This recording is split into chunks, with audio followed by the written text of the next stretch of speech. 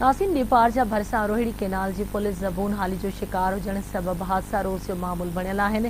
तफ़सील ॿुधाए रहियो आहे अब्दुल मुतलिब बलोच। बिल्कुल इन टाइम ते मौजूद आहियां डेपा जा रोहिणी केनाल पुल ते। ही पुल टिन तालुकनि खे मिलाइण वारी अहम पुल आहे। हिन पुल ते वॾा वॾा खॾा पवण सबब हादसा रोज़ जो मामूल बणियल आहिनि। अचो त हितां जे शहरनि ऐं मुसाफ़िरनि सां ॻाल्हि ॿोल कंदासीं त उन हवाले सां उन जो छा चवणु आहे। हाँ जी, पुल जेकी आहे तालके ठरी मीरो आहे सोपे थरे खे ॻंढे थी। उन खां पोइ हीअ आख़िरी जेको आहे ज़िले खैरपुर जी पुल आहे जंहिंखे ज़िले नौशहरे खे ऐं खैरपुर खे ॻंढे थी।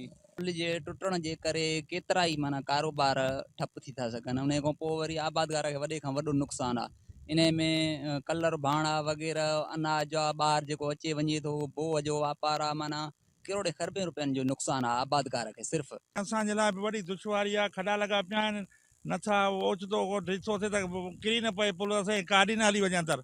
वॾो ख़तरो आहे। महिरबानी करे असांखे पुल हुकूमत सरकार ठाहे ॾे।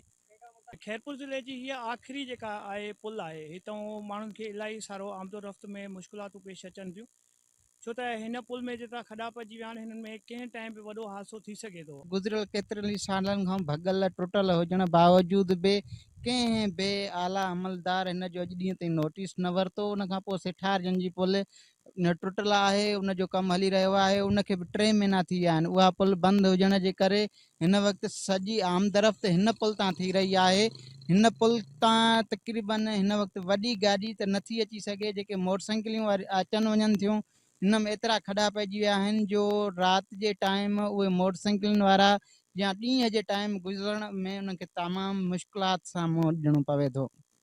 सो खुदारा गवर्नमेंट खे अपील आहे त थोरो हिन ते नोटिस वठी ऐं हिन ते जी रिपेयर कराए ऐं हिन जी मरम्मत कराई वञे। अवां शहरनि ऐं मुसाफ़िरनि जूं ॻाल्हियूं ॿुधियूं। उन्हनि सिंध हुकूमत तोड़े वफ़ाक़ी हुकूमत खां मुतालबो कयो आहे त डेपा जा रोहिणी केनाल पुल नई सिर तइमीर करे बेचैनी ख़तमु कई वञे।